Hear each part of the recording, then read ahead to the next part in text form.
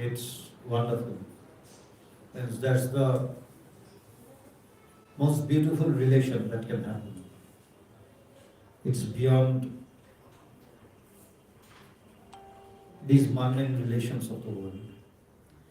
And when it is the relation between devotee and God, that's much finer, much subtler. So what you have been witnessing and what you have been involved with today was one such invaluable and precious moment. Okay. So these moments are really, really priceless. So that is what we can make of this earth. You can make a hell of this earth, you can make a heaven of the same earth. So the other day, like when the Indonesian group was there was a beautiful scene just like this one. Bagus, a devotee from Indonesia, he was there and he came to Kolkata for the first time. He was seeing Bhagwan here. Bhagwan has been to Indonesia, but he came here for the first time, just before Bhagwan's birthday. So he came and the morning he saw Bhagwan, he was looking at Bhagwan, and Bhagwan was just holding one of his hand, and he was looking at Bhagwan, and Bhagwan was not telling anything, like quiet as he is, and Bhagwan was also looking at him, and he was also looking at Bhagwan, and tears were rolling down his cheeks. No words. Bhagwan did not say a single word, neither did he speak a word. But the moment or the atmosphere that was created, was heavenly. And I was watching from the door downstairs, the arch door. So, and I was cherishing that moment. The devotee in front of Bhagwan, in front of God, God holding the hand of the devotee. No words, not a single, just Babu's looking at him and tears rolling down. And he's quite young, I think like 20, 22, 25 Babu's, and Bhagwan is 82. So how can there be love between a boy of 25 and the scene would have been like the boy 25 and a girl of 23 or 24, then okay, you could have explained it, but the boy is of 25 and there is another old person who is of 82 years of age. And you don't need a word, you don't need anything. But there the heart speaks and the heart understands. You don't have to speak with the mouth, you don't have to use the words. There the heart speaks and the heart comprehends. And what happens is, what happened with you? Tears rolling down the cheeks. And that is inexplainable, inexplicable. You cannot explain why it happened. No, it happened, that is it. So, this is the divine sport. This is divine sport. And as I said, the sport between the disciple and the guru is divine, and much more sublime and subtler is the sport which is played between God Himself with His devotees. So we are fortunate enough to witness such moments. So when I was seeing Bagus in that way, just crying and not a single word, I was thinking, like, this is heaven. Actually, this is heaven. What do people speak of generally? Trivial things which they think are very important. But they are of no use actually, useless talks. You open the newspaper, it's full of useless things. The state, rebuking the center, or the state rebuking the opposition abusing the, one in the center. Just this, abuse, rebuke, these and that. How much do you find things which are really good? None, very few. So in these circumstances, when there is everything negative all around us, this thing or the things which happen here, it's really heaven. There is no other. And that is what we have been listening to the songs of Deepak. There is no other address of heaven. Heaven is nowhere else. It is here on this earth. When you help someone who is in distress, when you feed the hungry, the smile that you see on his or her face, that is it. When you see the tears rolling down from the cheeks of the devotee, rolling down the cheeks from their eyes, with no cause, there is no cause. That is heaven. And there is no other heaven other than that. So I am going to read from another divine sport which happened like 150 years ago in this very city, Kolkata, where you have been. You have been today, Dakshineshwar? No. Tomorrow. You are going tomorrow. So the place where you are going tomorrow, I am reading the incident of that place. Okay. So when you go tomorrow, you can just recollect that these things happened in this place. When you stand there, and you will feel it. You can feel the air there.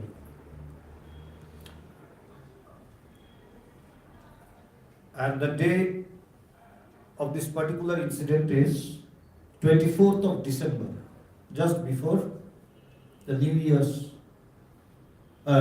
just before the Christmas, the Christmas Eve. And Sri Ramakrishna is talking to his devotees. আজকে আমাদের যেই I will be speaking in Bengali in between because they are there, so I have to speak to them, and at times I will be again switching over to English. Okay. আজকে আমাদের অনেকদিন পর আবার সেই কথামৃত নিয়ে বসা, প্রায় 3-4 মাস। আজকে আমাদের যে বিষয় সেটা হচ্ছে গুরুই সব করেন এবং সাধনা ও সিদ্ধি। দিনটা হচ্ছে 24শে ডিসেম্বর, বড়দিনের ঠিক আগের দিন। ছুটি চারিদিকে, কেন? বড়দিন, তাই সব স্কুল, কলেজ, অফিস সব ছুটি। এমনই দিনে ঠাকুরের কাছে তার ভক্তরা গেছেন এবং ঠাকুর কথা বলছে। ঠাকুর বলছেন, ঠাকুর শ্রী রামকৃষ্ণ, কি জানো, ডিমের ভিতর ছানা বড় না হলে পাখি ঠোকরায় না, সময় হলেই পাখি ডিম ফুটায়। কি বলছে? যে পাখি যখন ডিম পাড়ে, সে ডিমের তা দেয় বাচ্চা ফোটানোর জন্য, কিন্তু সে ঠিক জানে বাচ্চাটা কখন ফুটবে এবং সেই সময় সে ঠোকরায়। আগে ঠোকরাবে না, কেন? আগে ঠোকরালে নষ্ট হয়ে যাবে ডিমটা। তাই সে ঠিক জানে যে কোন সময় ঠোকরটা দিতে হবে। অর্থাৎ গুরু ঠিক জানে যে শিষ্যের কি অবস্থা, কোন জায়গায় আছে সে, এবং তাকে কোন সময় কি করতে হবে। এবং পাখি জানে তার ডিমকে কখন ঠোকর দিয়ে তার থেকে সেই বাচ্চাকে বের করতে হবে। ঠিক সেইভাবেই গুরুও জানে শিষ্যকে কখন, শিষ্যের কি প্রয়োজন, কখন প্রয়োজন, এটা একমাত্র গুরু বোঝে। অনেক সময় শিষ্যও বোঝে না। আমাদেরও মাঝে মাঝে কি হয়, শিষ্যদের মাঝে মাঝে কি হয়, শিষ্য ভাবে এ মা এমন কেন করলেন উনি, প্রশ্ন আসে বা সন্দেহ আসে, কিন্তু তিনি ঠিক জানেন যে কখন কি প্রয়োজন। তাই তিনি খুব একটা মাঝে মাঝে খুব একটা জোরাজোরি করেন না, আবার মাঝে মাঝে খুব প্রেশার দেন। তিনি জানেন কখন কি করতে হবে। যখন আমার মনে হচ্ছে এবার খুব উঠে পড়ে লাগতে হবে, হয়তো তিনি বললেন ধীরে ধীরে করো, কোনো অসুবিধা নেই। আবার হয়তো আমি যখন ভাবছি যে বেশ এগোচ্ছি, তো এবার বেশ ভালো হচ্ছে, ধ্যান ট্যান হচ্ছে, তখন কিন্তু হঠাৎ হয়তো তিনি বললেন কি ব্যাপার, আরো তাড়াতাড়ি আরো তাড়াতাড়ি এগো। হয়তো তখন দেখলাম তিনি তখন প্রেশার দিচ্ছেন উল্টো। কেন? তিনি জানেন যে কখন শিষ্যের কোন বস্তুর প্রয়োজন হয়। তাই বলছে গুরুই জানেন, এটা একমাত্র গুরু জানেন। যখন বাচ্চারা খেলতে থাকে তখন মা ডাক দিলে ওদের ভাল লাগে না, তাই না? কেন? ও সবার বন্ধু বান্ধবদের সাথে খেলছে, ওর ভাল লাগছে না, কিন্তু মা কিন্তু ডাকছে। তারপরে কথা যদি না শোনা হয়, আমাদের সময় তো মাঠে গিয়ে কান ধরে নিয়ে আসতো। এখন তো অনেক ব্যাপার আছে, কান ধরবে না, সবার সামনে এই আছে ওই আছে, কথা না শুনলে সাইকিয়াট্রিস্ট দেখাবে, সেশন করাবে। আমাদের সময় সেশন ছিল মার পিটা আর বাবার মানে পেটানো, বাস এই দুটোই সেশন ছিল। সাইকোথেরাপিস্ট সাইকিয়াট্রিস্ট সব সেশন হচ্ছে কি মা এবং বাবার মার, বাস ওই দুটো সেশনে সব সেশন ঠিক হয়ে যেত।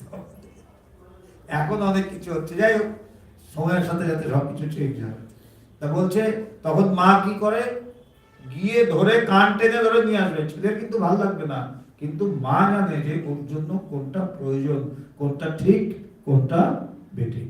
বলছে ঠিক সেইভাবেই গুরুও জানে যে শিষ্যের কখন কি প্রয়োজন, কোনটা তার জন্য ঠিক বা উচিত, কোনটা অনুচিত, এবং সে সেটা ঠিক বোঝে। ঠাকুর আর এক জায়গায় খুব সুন্দর উদাহরণ দিচ্ছেন। বলছে আমাদের যখন কেটে যায়, কেটে যাওয়ার পরে যখন শুকোতে থাকে একটা চামড়া হয় কালো রঙের, তাই না? মরা চামড়াটা। কিন্তু বলছে ওই চামড়াটা যদি আমি টেনে তুলতে যাই তখন কি দেখবো, রক্ত বেরোতে আরম্ভ করেছে। কিন্তু ও যখন একটা সময় কিন্তু নিজে যদি আমি যদি টানাটানি না করি, ওটা ধরে যদি আমি টানাটানি না করি, তখন কি হয়, একটা সময় ও নিজের থেকেই খসে পড়ে যায়, তখন কিন্তু আর কোনো রক্ত বেরোয়। ঠিক সেইভাবেই জিনিসটাকে ভেতর থেকে হতে হয়, বাইরের থেকে কিছু বোঝা যাবে না। ঠিক সেইভাবেই শিষ্যেরও ভেতর থেকে যখন সে পাকতে শুরু করবে, আমরা দেখতাম ভগবান মাঝে মাঝে বলতেন, সবাই বসে আছি, ভগবান কথা বলছেন, কথা বলতে বলতে হঠাৎ একজনের দিকে তাকিয়ে বললেন ওর এবার পাকতে শুরু করেছে। পাকতে শুরু করেছে মানেটা কি, কিছু তো বুঝলাম না, এখনো যে খুব বুঝিতাম, কারণ তার কথা বোঝা সত্যি কঠিন। তো হঠাৎ তিনি বললেন যে ও পাকতে শুরু করেছে, সময় হয়ে এসছে। আর একদম পাকতে শুরু করেছে, সময় হয়ে এসছে। কিন্তু তারপরে সত্যি সত্যি দেখতাম কি যে তার কিছুদিন পরে সে হয়তো আধ্যাত্মিক জগতের অনুভূতির জগতে সে প্রবেশ করে ধীরে ধীরে। কেন? ওটা গুরুই বোঝে যে সে কতটুকু পেয়ে গেছে। আবার আমরা হয়তো ভাবতাম এবার ও বেশ এগোচ্ছে, দেখলাম যে না, হচ্ছে না। এই জন্য বলছে এটা গুরুমুখী বিদ্যা। এই বিদ্যাটাকে বলা হচ্ছে গুরুমুখী বিদ্যা। কি জানো, ডিমের ভিতর ছানা বড় না হলে পাখি ঠোকরায় না, সময় হলেই পাখি ডিম ফুটোয়, তবে একটু সাধনা করা দরকার। গুরুই সব করেন, তবে শেষটা একটু সাধনা করিয়ে দাও। বলছে কি, গুরুই সব করেন, তবে কি হয়, শেষের দিকে একটু সাধনাটা করিয়ে দেন। কেন? একদম কিছু না করে পেলে সে বুঝবেন। গুরু ম্যাক্সিমামটা করে দেবে, লাস্টের দিকে একটু ছেড়ে দেবে যে এবার তুই কর। ওই মানে সময়টা, ওটা খুব একটা দুঃসহ সময়, যখন আমি কাছাকাছি চলে এসেছি কিন্তু আমি তাকে পাচ্ছি না, ওই সময়টা একটা খুব কষ্টকর সময়। এবং গুরু ইচ্ছা করে ওই জায়গাটা ছেড়ে দেয়। কেন? ভেতরটা ক্লিয়ার হয়, পরিষ্কার হয়। তখন কিন্তু শিষ্যের অবস্থা সত্যি খুব মারাত্মক। সে না বাঁচতে পারছে না মরতে পারছে। ওই যে আমরা যখন বলি না, বাজারে গেলে যদি মাছ আনি ভালো, মাছটা না একদম জ্যান্ত ছিল, জানো তো, একদম নাড়াচাড়া করছিল। আমাদের তো খুব ভালো লাগে নাড়াচাড়া করছিল, মাছের অবস্থাটা চিন্তা করো। আমাদের খুব ভালো লাগে, একদম জ্যান্ত মাছ ছিল, মাছের অবস্থাটা চিন্তা করতো। ওকে একটু জলের মধ্যে রেখে দেয়, একদম খালি রাখে না, নাও মরতে পারে নাও বাঁচতে পারে। তখন শিষ্যেরও ঠিক এরকম অবস্থা হয়, গুরু একদম শেষটুকু এনে ছেড়ে দেয়, তখন ওই তার একটা ছটফটানি হয়। ওটাই হচ্ছে ঠাকুর যেটা বলছেন ব্যাকুলতা, তীব্র ব্যাকুলতা হয় তখন, আমি আর পারছি না। ওই যখন এই অবস্থা হয়, তীব্র ব্যাকুলতা হয়, তখনই বলছে সেই জ্ঞান সূর্য উদয়ের সময় হয়ে এসছে, বুঝতে হবে। প্রত্যেকটা জিনিসের একটা সিমটম আছে, প্রত্যেকটা জিনিস। এই আধ্যাত্মিক জগতেও যে জ্ঞান আমরা বলছি, ঈশ্বর লাভ, আত্মজ্ঞান, ব্রহ্মজ্ঞান, শুধু মুখে বললেই হলো না, সিমটম আছে। সিমটম কি? বলছে তার তখন ওই অবস্থা হবে, সে না মরতে পারছে না বাঁচতে পারছে। কেন? যে সে ঈশ্বর ছাড়া অন্য কিছু তার ভালো লাগছে না, সে ছটফট করছে, কিন্তু আবার ঈশ্বরকেও সে তার লাভ হচ্ছে না, একটু যেন দূরে, তাই সে ছটফট করতে, ছটফট করতে। তাই বলছেন ঠাকুর, তবে একটু সাধনা করা দরকার, গুরুই সব করে, অ্যাকচুয়ালি সবই গুরু করে। কখন কি লাগবে তিনি বলে দেন, তিনি বলে দেবে, এখন এটা কর, তখন এটা কর, একদম পরিষ্কার। এই জগৎ বলছে গুরুমুখী বিদ্যা, এই জগৎ হচ্ছে, এই বিদ্যা হচ্ছে গুরুমুখী বিদ্যা, আধ্যাত্মিক বিদ্যা। এবং গুরু ঠিক সময় সময় বলে দেবেন, যিনি সদ্গুরু তিনি ঠিক সময় সময় বলে দেবেন। আমার মনে আছে সেদিনকেই ভগবানকে বলছিলাম, আমাদের কয়েকটা জায়গা ছিল যেখানে আমাদের আশ্রয় ছিল যখন ভগবান 56B-তে, তো সেখানে আমরা যাতায়াত করতাম, কারণ আমাদের সব জায়গায় ঢোকা নিষেধ ছিল, দিত না সব জায়গায় ঢুকতে। নিজেদের বাড়িতেও বুঝতে পারতাম না, কারণ তখন সবাই জানে যে এরা মানে উল্টো পাল্টা করছে, তখন তো বুঝতে পারছে না কেউই যে কি হতে চলেছে, সব উল্টো পাল্টা করছে, চারিদিকে মানে হুলুস্থুল চলছে। তাই আমাদের কয়েকটা বাড়ি ছিল, এই যে আমরা বলি নমিতা পিসি যার মেয়ে এসেছিল কয়েকদিন আগে সকালবেলায়, যারা দেখেছিলেন, তো তাদের বাড়িটা ছিল, রিনি পিসি তাদের বাড়িটা ছিল, তাদের বাড়িতে আমরা বসতাম, ভগবান আসতেন আমাদের সাথে কথা বলতেন। 56B ভগবানের কোয়ার্টার, সেখানে তো আলোচনা হতো এই দিন রাত। এছাড়াও এই কয়েকটা বাড়ি ছিল, ভাস্করানন্দের যে বাড়ি ছিল সেটা একটা জায়গা ছিল যেখানে আমরা মাঝে মাঝে গিয়ে বা রোজই গিয়ে বসতাম। তা এই করতে করতে একদিন ঠিক এরকম ওই দুই পিসির পাশাপাশি বাড়ি ছিল, রেলওয়ে কোয়ার্টার, তার মাঝখানে অনেকটা জায়গা ছিল। তা সেখানে আমি আর ভগবান দুপুরবেলায়, একদিন শীতের দিন দুপুরবেলা আমরা দুজনেই হাঁটছি, পাইচারি করছি জায়গাটাই, এখানে আমাদের হলটা যত বড় তার চেয়ে তার দ্বিগুণ হবে। তো ওখানে আমি আর ভগবান হাঁটছি দুপুরবেলায়, ভগবান হঠাৎ আমাকে বললেন, এবার বন্ধু বান্ধব ছাড়। ঠিক এই কথাটা বললেন, এবার বন্ধু বান্ধব ছাড়। এবং অটোমেটিক্যালি ছেড়ে গেল, আমাকে ছাড়তে হবে না, আমাকে তিনি শুধু বললেন। তারপর এরকম আমাদের প্রত্যেককে, শুধু আমাকে না, প্রত্যেককে সদ্গুরু তিনি ধরিয়ে দেবেন জায়গাটা, কখন কি করতে হবে। একদিন হঠাৎ বসে আছি আমরা মহারাজজির বাড়িতে, মহারাজজি এসছেন, এখন আমাদের যিনি প্রেসিডেন্ট মহারাজজি, তা তারপরে এসে ভগবানের কাছে তিনি বললেন যে ভগবানের কাছে যেতে, ভগবানের কাছে গেলাম, ভগবানের সাথে দেখা করলাম 56B-তে গিয়ে। তো হঠাৎ ভগবান আমাকে বললেন যে কি রে, বাড়িতেই বসে থাকবি, বাইরে বেরোবি না? ওই বাইরে বেরোলাম, ওই যে বেরোলাম, আর বাড়িতে ঢোকা হলো। তো তিনি বলে বলে দেন কখন কি লাগবে, আমি কিন্তু জানতাম না যে তখন আমাকে বেরোতে হবে। তিনি বলবেন হঠাৎ করে, কি রে বাড়িতেই বসে থাকবি, বেরোবি না? বেরোবো।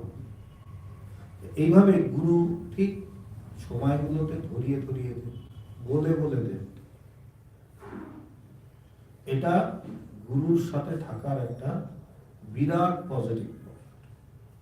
সদ্গুরুর সাথে সাথে থাকা বা সদ্গুরুর সঙ্গ যদি করা যায়, এটা হচ্ছে, তাই কবিরদাসজি বলছেন যে গুরুর সাথে থাকলে কি হয়, বোনা কাপড় পাওয়া যায়। তিনি বলে দেবেন, আমি কিচ্ছু করতাম। তাই বলছেন গুরুই সব করেন, তবে একটু সাধনা করা দরকার। গুরুই সব করেন, তবে শেষটা একটু সাধনা করিয়ে লয়, শেষের দিকে একটু সাধনা করে। যেমন গাছ কাটে, বড় বড় গাছ, বড় বড় গাছ কাটতে কাটতে লাস্টের দিকে আর কাটে না, কিন্তু গাছটাকে ছেড়ে দেয়, ও নিজের থেকেই ভেঙে পড়ে, ও নিজের থেকেই ভেঙে পড়ে, পুরোটা কাটে না। এবং বলে দেয় এই সরে যা, কেন ও ভাঙবে, এখন পড়বে, এখন পুরোটা কাটতে হয় না, বাকিটাও নিজের চাপেই ও ভেঙে যায় নিজের বাড়ি। ঠিক গুরুও তাই, এই পথে চলতে চলতে যখন দেখে যে আর একটু বাকি, তখন ছেড়ে দেয়। ওই ছাড়ার জায়গাটা খুব কঠিন, তখন একটা প্রচন্ড ছটফটানি হয়, ভয়ঙ্কর। এই কথাগুলো বলতে গেলে ভগবানের প্রত্যেকটা ঘটনা মনে পড়ে। আমরা বাগেশ্বরী মন্দিরে যাচ্ছি বঙ্গাইগাঁওতে, তখন বঙ্গাইগাঁওর আশ্রম হয়নি, কিন্তু প্রচুর ভক্ত। আমরা যাচ্ছি, অনেকটা উঁচু পাহাড়, পাহাড়ের উপর মন্দিরটা, ওটা 51 পীঠের একটা পীঠ, যেটা শক্তিপীঠ তার একটা পীঠ। তা সবাই দেখছে যে এত উঁচু, এ তো মানে যাওয়া মুশকিল। তার মধ্যে গুরুমা টুরুমা ছিল, দেবযানী ছিল, মহিলারা ছিলেন। ভগবান বললো চলো। ভগবান সবসময় যেমন আমরা জানি প্রচন্ড ইন্সপায়ারিং, মানে হবে না কোনো ব্যাপার নেই। ভগবান বলে চলো আমরা আছি, সব একসাথে যাব। গিয়ে ভগবান তো দরদর করে উপরে উঠে যাচ্ছে, গিয়ে একটু থামছে, আবার সবাইকে ইন্সপায়ার করে আবার উঠাচ্ছে, আবার নিজে একটু এগিয়ে যাচ্ছে, আবার একটু থামছে, আবার সবাইকে উঠাচ্ছে। করতে করতে আমিও ভগবানের সাথেই ছিলাম। করতে করতে যখন লাস্ট একটুখানি জায়গা, অল্পটা বাকি, ধরো ওই 50 মিটারের মতন বা 100 মিটারের মতন বাকি উঠতে, তখন আর ভগবান পেছনে তাকালেন না, তখন দত্ততা একদম সোজা উঠে গেলেন। আমিও ভগবানের সাথে উঠে গেলাম। উঠে গিয়ে ভগবান বললেন, দেখলি তো কিভাবে উঠতে হয়। প্রথম দিকে দাঁড়িয়ে দাঁড়িয়ে উঠতে হবে, কেন তাদেরকে ডাকতে হবে, ইন্সপায়ার করতে হবে। যখন দেখছি প্রায় হয়ে এসছে, তখন আর দরকার, তখন উঠে যাওয়ার পেছনে এমনি চলে আসবে। গুরু হচ্ছে ঠিক এরকম, নিয়ে যাবে, সবকিছু করিয়ে দেবে, করিয়ে যখন দেখবে একদম হয়ে এসছে, ছেড়ে দেবে আস্তে করে, কেন এবার একটু করো, এবার নিজে একটু করো। এবং বললাম ওই জায়গাটা হচ্ছে সবচেয়ে কঠিন, যখন কেন গুরু যখন করতে থাকে তখন বোঝা যায় না যে তিনি কি করে চলেছে। তিনি অ্যাকচুয়ালি কোলে করে নিয়ে চলেন। ভগবান বলতেন আমাদেরকে, দেখ আমি তোদের কোলে কোলে করে রেখেছি। আমরা আবার দেখতাম কোলে কোথায়, আমি তো নিজের পায়ে নিজে হাঁটছি। তখন তার বুঝিনি কোলে করা কি জিনিস। তারপরে যখন কোলের থেকে নামালেন, তখন বুঝলাম যে সত্যি সত্যি কোলে করে রেখেছে। কিন্তু ওই যে যখন নামান, ওই লাস্ট অল্পটুকু সময় খুব কষ্টকর, ভীষণ কষ্ট, তখন প্রাণ যায় যায় অবস্থা। ঠাকুরের এই গল্পটা আছে না, যে শিষ্য বারবার এসে গুরুকে বলছে, গুরুদেব আমার কবে ঈশ্বর লাভ হবে, আমার কবে ঈশ্বর লাভ হবে। তো গুরু কি করলেন, হঠাৎ একদিন বললেন চল। এ বলছে চল গঙ্গায় স্নান করবো। দুজনে মিলে যে ডুব দিল গুরু, আমরা জানি তো গল্পটা, শিষ্যের মাথা চেপে ধরে রাখলো। কিছুক্ষণ তো ঠিক আছে, কয়েক সেকেন্ড, তারপরের থেকে তো তার আর দম পাচ্ছে না সে। তথাপি গুরু ছাড়ে না, সে উঠতে যাচ্ছে, গুরু আর ছাড়ছে না।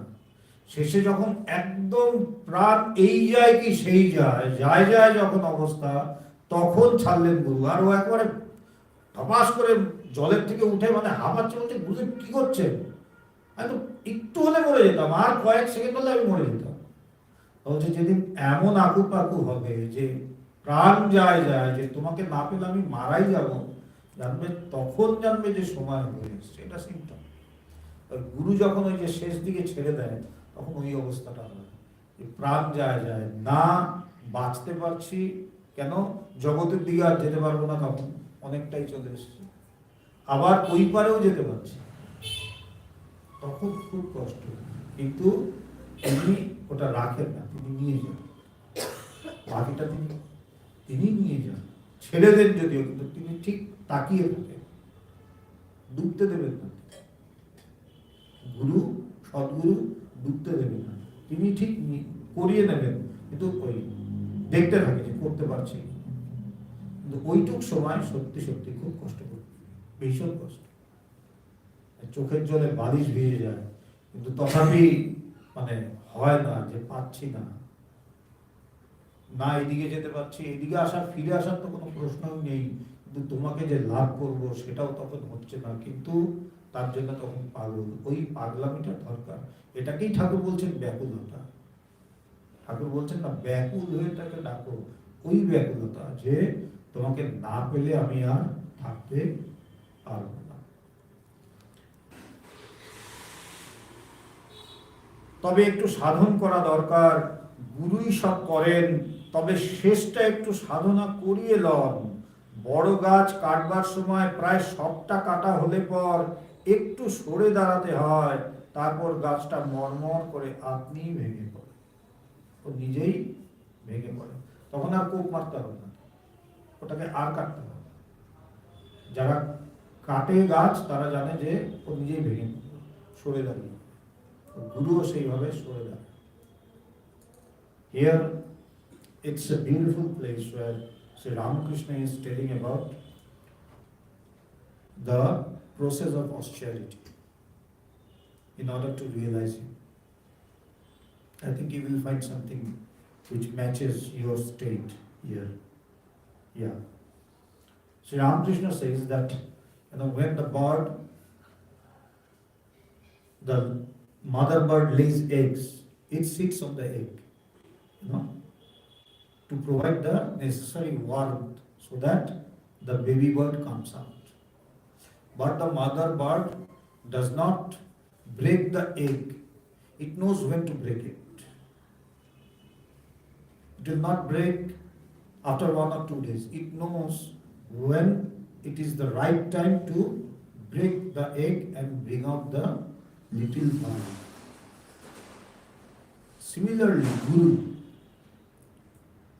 the spiritual preceptor, he knows when it is the right time to break the shell of this individual self and bring out the Supreme Self, to manifest the Supreme from within.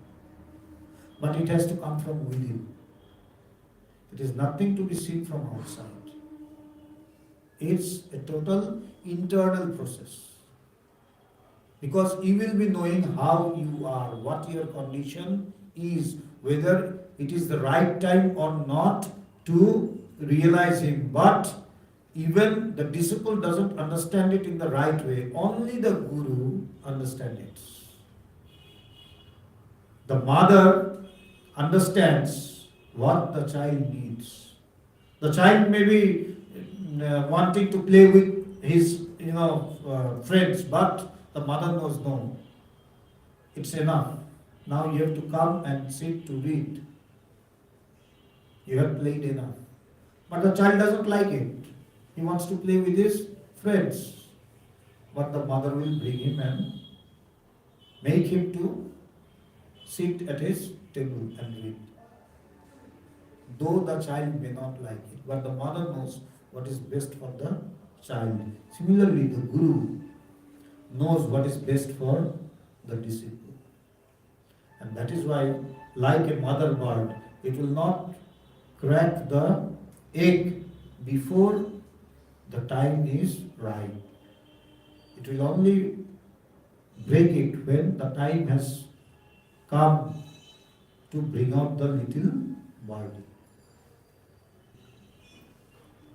And then he goes on to say that the Guru does everything.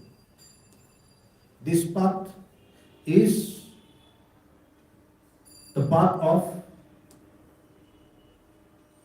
the Guru and the disciple. It's a pair. These two makes a whole. One is incomplete without the other. Because when there is Guru, there must be disciple. When he is in Samadhi, there is no Guru, no disciple.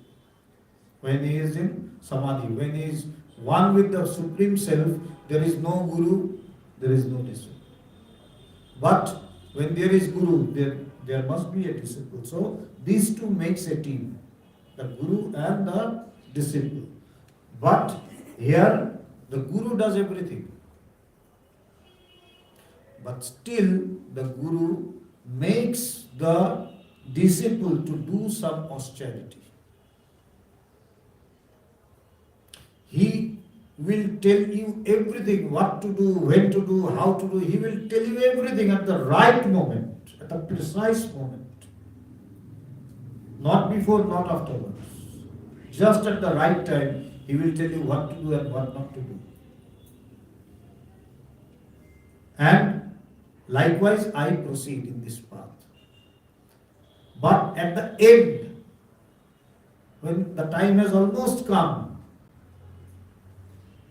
for realization, he leaves it to the disciple. Why? You do it yourself. You have to do something. Else you cannot evaluate the thing. For evaluation, you need to do something from your own. If you get something for free, we don't value it much.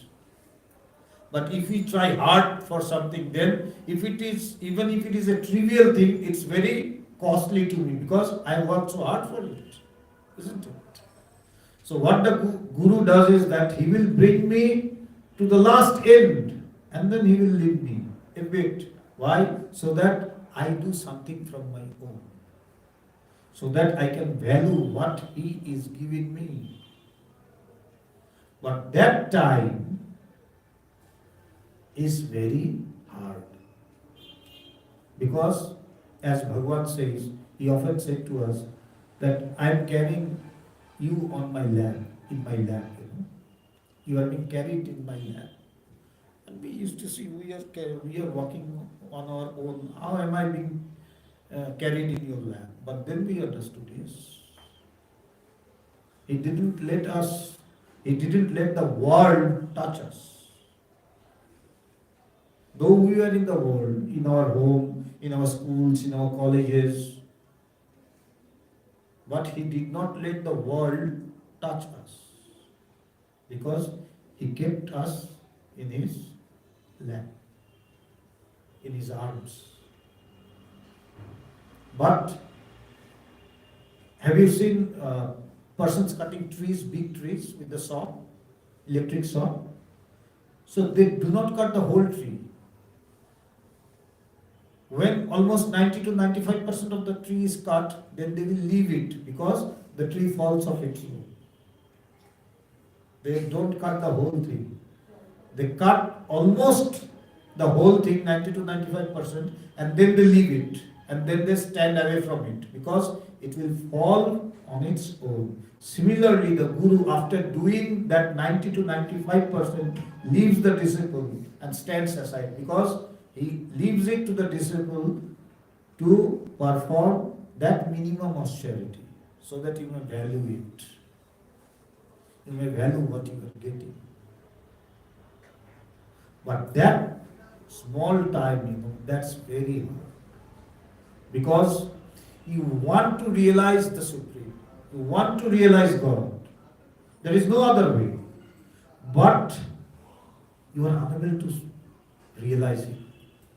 So this, longing, this intense longing,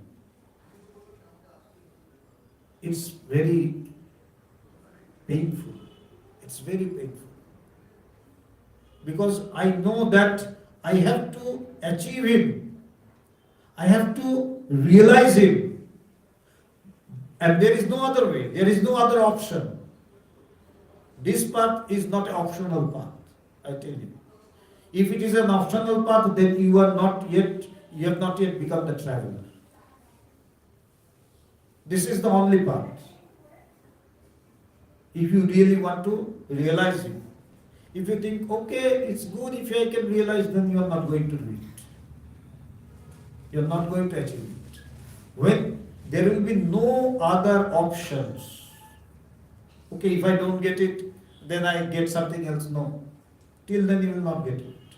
When you will see that there is no other option, realization of the self or God realization has become the ultimate and the only aim of your life, and you have traveled a long way for that in this path, but yet you are not able to realize Him.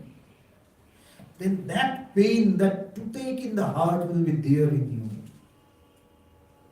And that is what has been said in the scriptures time and again, that you have to have that craving, that intense longing, that intense desire to know Him. Only then can you know Him.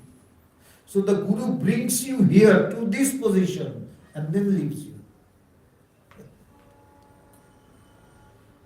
The rest, that 5%, 5% or 10%, you have to do it on your own. So the Guru makes you do that austerity so that you value it, what you are getting. You know how that pain is. You know, a mother loves her child, isn't it? And the main reason behind it is the pain. The pain that she feels.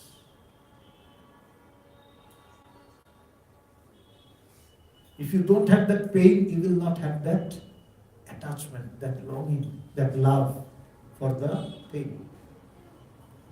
Similarly, in this path, when you have that intense longing, that intense desire to realize Him, and you know you are on the threshold of realizing Him, but still you cannot reach Him, you cannot get Him, then there is a pain in you, a toothache in the heart. You will go on crying, but you have everything. You have food to eat, you have good bank balance, you have good house, good car. Nothing is going to help you. Nothing is going to help. Your pillow will be wet with your tears. And then you will know that the time has come. Then you will know that the time. Everything has a symptom, isn't it? Everything has a symptom of its own. Similarly, this is the symptom, that there will be intense pain in you, intense longing, intense desire to know Him. You know that my aim is to know Him, to realize Him, but I'm not able to do so. Hence that pain. And when that pain will come out in the form of tears from your eyes, when you will see that your pillow is getting wet by the tears of your eyes for that pain, then you must know that the time has come, not before that. So, what the Guru does is that Guru does everything, but at the last moment he will just stand aside, like cutting the tree to 90-95% and standing aside, waiting for the time for the tree to fall. You know, I remember I was just telling in Bengali that with Bhagwan we had this. Whatever I am telling is from my own experience which I had with Bhagwan. It's not written in the books. Like one day I was loitering with Bhagwan in a garden. So we are going to and fro, me and Bhagwan. And all of a sudden he said, now give up your friends. Because I was like 3-4 years almost with him. So he suddenly said that, now give up your friends. So he just guided me, like when to give up, when to do this, when to do that. And then it happened. I did not give up, it happened. Then another day, in one instance, I went to his house, his radio quarters, what you saw, that small quarter. That's the cradle of the International Vedanta Society, but that's the most powerful place. You can understand from the vibration that you get there. So, I went to see him, just we were talking, and suddenly Bhagwan said, will you live in your house? When are you going to come out? Yes, that was it. He just told me that are you going to live in your house? When are you going to come out? It happened. I came out. So at every instance, the Guru will guide you in this way. When to do, what to do, how to do. And that day you could see that the answer did not come from him, so he said, I cannot tell you. Because he will not do anything without the permission which comes, or without the directive which comes within him, which comes from within him. He will not tell you anything superficial. He will only tell you that which comes from within him. And that is the correct one. That's the correct decision. And that is why whenever, still now, whenever there is something, whenever we are in a dilemma, we ask him, Bhavan, what to do? And he instructs us. So that is the, advantage of having your Guru physically besides you. You can ask him. We have many books on him, but you cannot ask the book. It's not going to answer. But you can ask him, and he answers. So similarly, what does the Guru do? He will guide you at each and every step. And actually he does everything. We think that we are meditating, we are chanting, we are doing this, we are doing that. No. It's he that makes us do so. It's because of our ego that we feel like that, we think like that. I am doing, I am the doer. Is out of sheer ignorance, nothing else. Actually, I am not the doer. When I will have this self-realization, then I will come to know that actually I am not the doer. That which is the Supreme Self is the doer. He is the only doer. We are just the instruments, the tool. So, I am not the doer. So, what is the difference between an ignorant person and a self-realized person? An ignorant person knows that he is the doer, while a self-realized person knows that I am not the doer. He is the doer. What is he? The Supreme Self or God. But he is the doer. I am just a tool or an instrument in his hand. I do as he does. It cannot speak. This microphone cannot speak. It can amplify. But for amplification, you must have to speak some word. Only then it can amplify. It cannot speak of its own. But if it thinks that I am amplifying, I am speaking, then that is sheer ignorance. Similarly, we are like those ignorant person who thinks I am speaking, I am telling. I am just like the speaker, the box, sound box from which the sounds are coming out. There are those boxes from which the sounds are coming, but they are not the speakers. The speaker is someone, somewhere else.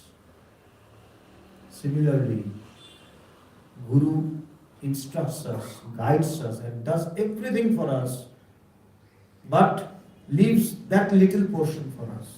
I remember, in Bongaigaon there is a center of the International Vedanta Society. So, the incident which I am speaking was prior to having any ashram of ours in that place. We still did not have any ashram in that place. Bongaigaon is a place, when you go from here to Guwahati by train, you will have to cross Bongaigaon, and after Bongaigaon, 3.5 hours you reach Guwahati. Okay, so it is before reaching Guwahati, 3.5 hours before reaching Guwahati, Bongaigaon, that's the place where we now have our ashram, one of our centers. So, but the incident that I am telling was of that time when we still did not have any center. And me myself was not a monk then. I was not a sannyasi then. I was studying. So we went to visit a temple which was on a hill, on the top of a hill.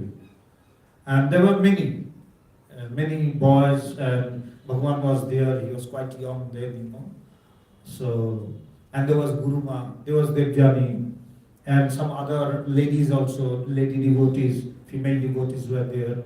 And they were all wondering, oh, that's so up, high up in the hill, on the top of the hill. How can we go? And suddenly Bhagavan started walking. And he went on his way, come up, see. And he went a bit, further, and again he stood and he looked back, and again he said, come up, yes, you see, it's fine, it's good, it's good. And he went on doing this, climbing up a bit, stopping, looking back, and again inspiring. And when the whole team would reach him, he would again then begin to climb. And the rest, when he almost was there, like 50 meters to 100 meters before reaching the temple, he did not look back anymore. He just went on climbing, not waiting for anyone or not inspiring anyone. And I was with him, so I also climbed with him. And we reached the top first, Bhagwan and me. And the others were still like 100 meters away or like that. And then Bhagwan said, you see the process? You have to first inspire them. But when you see that they have almost reached, you don't have to inspire. They will come. That is the work of the Guru. That is what Sri Ramakrishna says here. That the Guru will inspire you, the Guru will guide you, the Guru will do everything for you. Just at the last he will let you come of your own. So that you do something. So that you can value it. You can know the value. That yes, I have done something. That is why it is so valuable. So he stands aside. He then doesn't look back. He then doesn't inspire. Because he knows there is no other option for you. He will bring you to a point where you will be having no other option other than God. That's his work.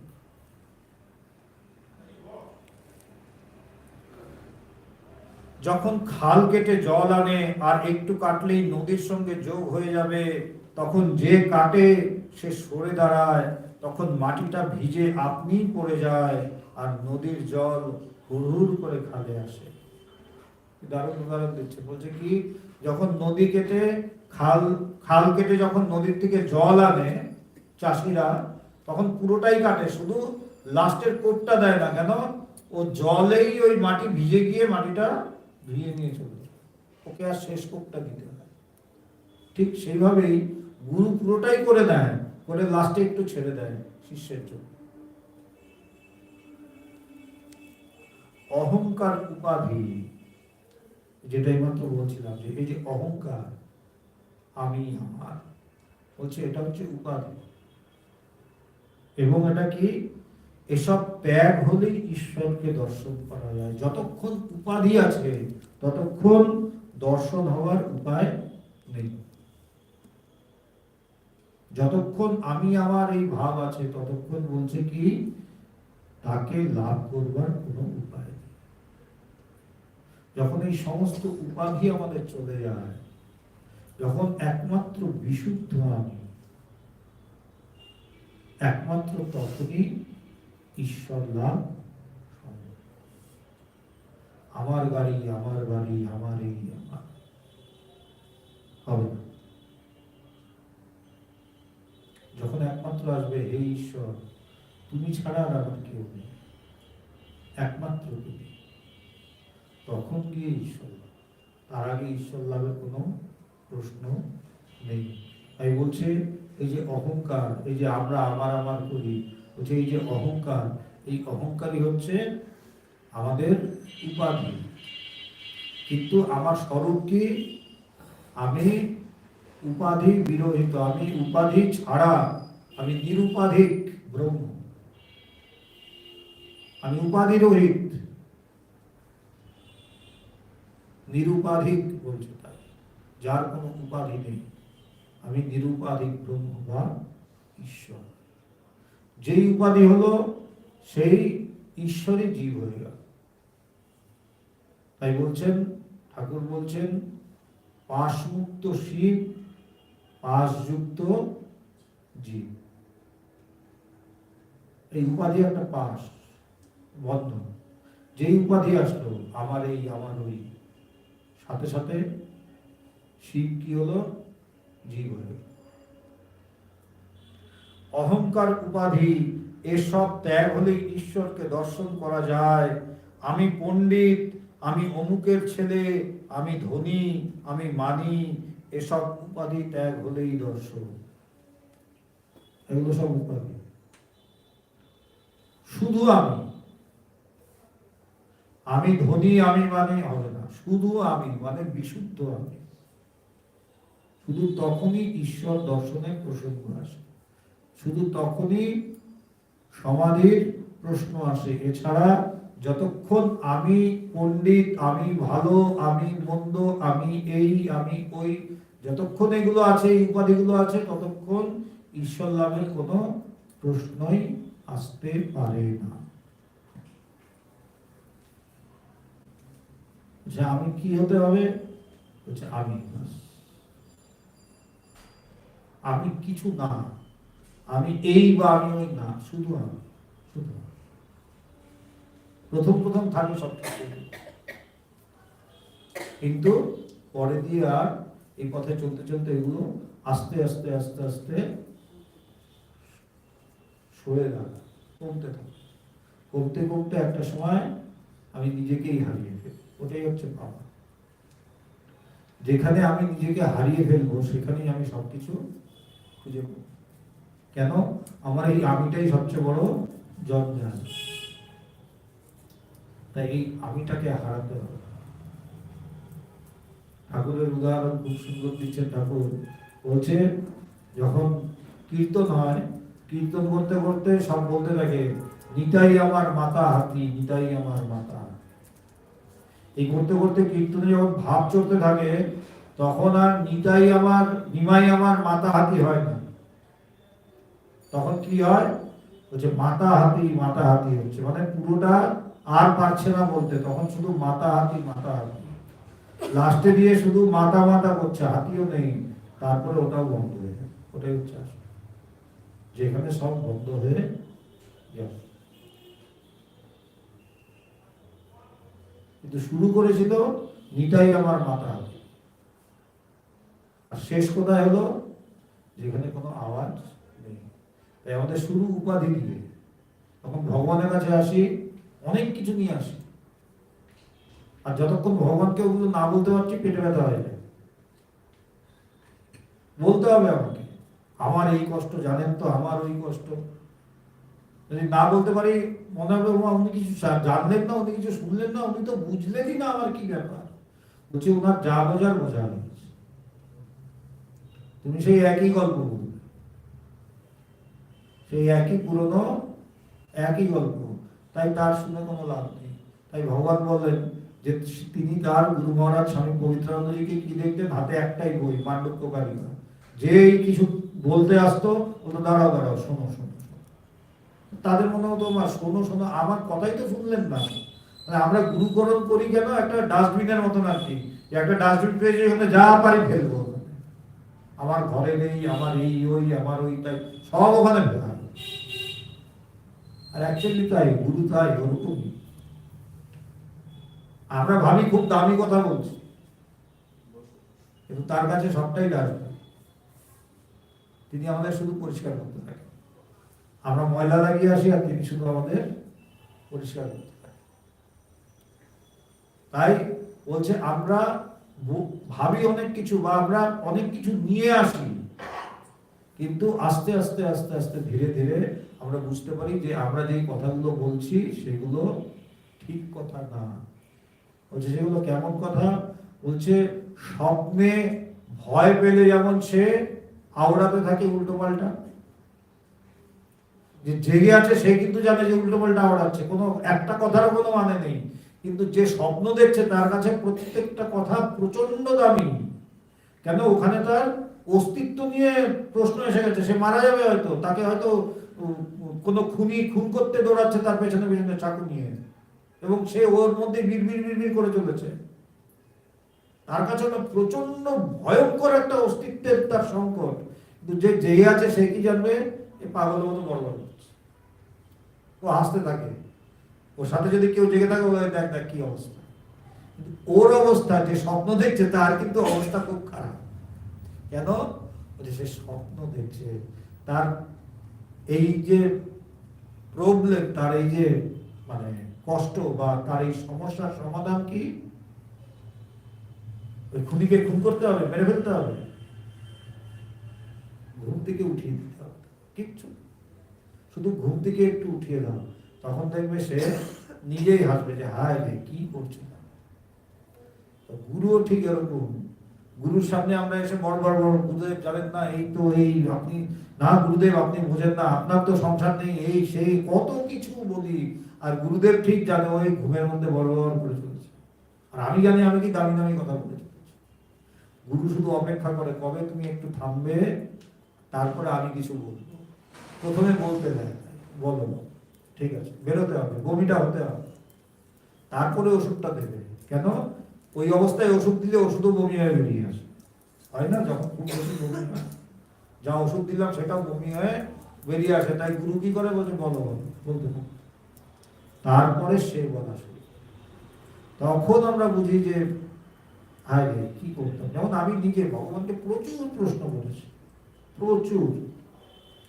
তখন আমি জানতাম প্রশ্নগুলো খুব দামি প্রশ্ন, বিরাট বুদ্ধির পরিচয়। এখন নিজের উপর নিজেই হাসি, বোকার মতো কতগুলো প্রশ্ন করেছি, এই প্রশ্নের কোনো মানেই নেই। তখন ওই প্রশ্নগুলো আমার প্রচন্ড দামি ছিল আমার কাছে, এখন হাসি। কিন্তু কিছু করার নেই, সিস্টেমটা এরকম। তাই বলছে আমরা এই যে কথাবার্তা বলি, আমাদের কাছে খুব দামি কথা।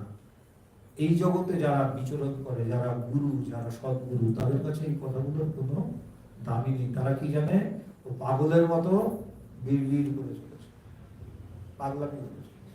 তাই পবিত্রানন্দজি এক জায়গায় বলছেন যে যখন ঈশ্বর লাভ হয়, যখন নিজেকে নিজে জানতে পারি, তখন কি হয়? নিজের স্বরূপ যখন আমি নিজের স্বরূপের সম্বন্ধে অবগত হই, তখন সকল পাগলামি ছুটিয়া যায়। আমরা আবার মানুষকে পাগল বলি, আমরা আবার মানুষকে পাগল বলি, আর মহাপুরুষদের কাছে আমরা হচ্ছে পাগল। তাই পবিত্রানন্দজি বলছেন যে নিজের স্বরূপ সম্বন্ধে অবগত হলে কি হয়? যে তখন সকল পাগলামি ছুটিয়ে যায়। তাই আমরা যা কিছু করছি সবই পাগলামি বই, অন্য কিছু না। যতক্ষণ ঈশ্বর চিন্তা করছি, যতক্ষণ ঈশ্বরের নাম গুণগান করছি, যতক্ষণ এই যে ভগবানের কাছে বসে আমরা ঈশ্বরীয় কথা শুনছি, যতক্ষণ তার কাছে বসে আছি, ওইটাই ঠিক ঠিক কাজ, বাকি সব অকাজ। আনন্দময়ীমা বলছেন হরি কথাই কথা, আর সব বৃথা। আমরা দিনে 24 ঘন্টার মধ্যে কতক্ষণ কথা বলি আর কতক্ষণ বৃথা নষ্ট করি। আমরা যারা এখানে আসি তারা এখন জানাতে এক্সট্রা কথা কম বলি। সংসারে থাকলে কথা বলতে হয় তাই বলি, কিন্তু অন্তত এক্সট্রা কথা যেগুলো আমরা সাধারণ লোকেরা বলে, সেগুলো অন্তত আমরা কমানোর চেষ্টা করছি। ওই যে যত কথা কমাতে পারবে, কেন? প্রত্যেকটাই এই উপাধি কথার মধ্যে বেরিয়ে আসবে, আমি অমুক, আমার এই, আমার ওই। ওই যে সবকিছু হচ্ছে উপাধি, এবং যতক্ষণ উপাধি ততক্ষণ ঈশ্বরের প্রসঙ্গ আসতে পারে না। যেখানে উপাধি শেষ, এই যে আমরা রোজ প্রার্থনা করি ওম মনো বুদ্ধ অহংকার চিত্তাদি নাম, এই প্রত্যেকটা উপাধি, মন বুদ্ধি চিত্ত অহংকার, এগুলি সমস্তগুলো আমার উপাধি। এবং বারবার কি বলা হচ্ছে? এগুলো আমি না, এগুলো আমি নিরুপাধিক ব্রহ্ম, আমি নিরুপাধিক ব্রহ্ম। যতক্ষণ আমার উপাধি শেষ না হচ্ছে, আমি তাকে অনুভব করতে পারব। Sri Ramakrishna says, oh, it's almost 7:30. Sorry. Anyway, Sri Ramakrishna says, I will just give you a gist of what I have said now. Sri Ramakrishna says that me and my adjuncts, upadhis, I am this, I am that, I am rich, that is an adjective. I am poor, that is also an adjective. Adjuncts, these are known as adjuncts. But the Atman is free of any upadhis. It's free of any adjuncts. As long as there are adjuncts, I am this, I am that, I am superior, I am inferior, I am rich, I am poor, I am good, I am bad. As long as they remain, you will be unable to realize the Supreme. Because the Supreme is bereft of any adjuncts. It is without any adjuncts. It is the pure I. Not I am this. Whenever we say you speak something about yourself, oh, my name is this, I am that, we don't speak of I. We speak of the adjectives, not the noun. I am this, I am that. But Brahman is without any adjuncts. So as long as these are there, I am good, I am bad, I am superior, I am inferior, I am rich, I am poor. As long as these are there, you will be unable to realize it. So, what we have to do? We have to give it up. It is all in the mind. We were not born with any tags, were we? That I am rich or I am poor, I am good, I am bad. These are all in our mind. So, we have to cleanse our mind, and that is what we chant every day. Om Mano Buddha Hankara Chitta Dinam Nirvanshatakam of Adi Shankaracharya, that I am not the body, I am not the mind, I am not the intellect, I am not the ego, I am the Supreme Self, I am consciousness embodied.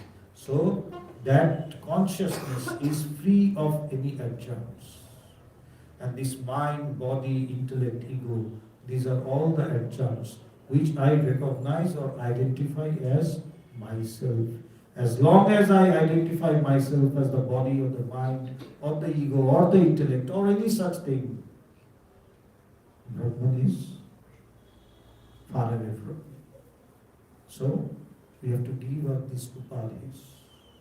Only me, only me. That is why Swami Vivekananda says, think and chant always, day and night, that I am the ever free, pure, deathless, ceaseless, pathless Atma. Chant this, day in and day out. Go on chanting this, that I am the ever free, pure, eternal, deathless, ceaseless Atma. Go on chanting. Because this will gradually erase all the other adjuncts which I have, all the other upadhis. And that is where we have to reach pure consciousness, the Supreme Self, the pure I.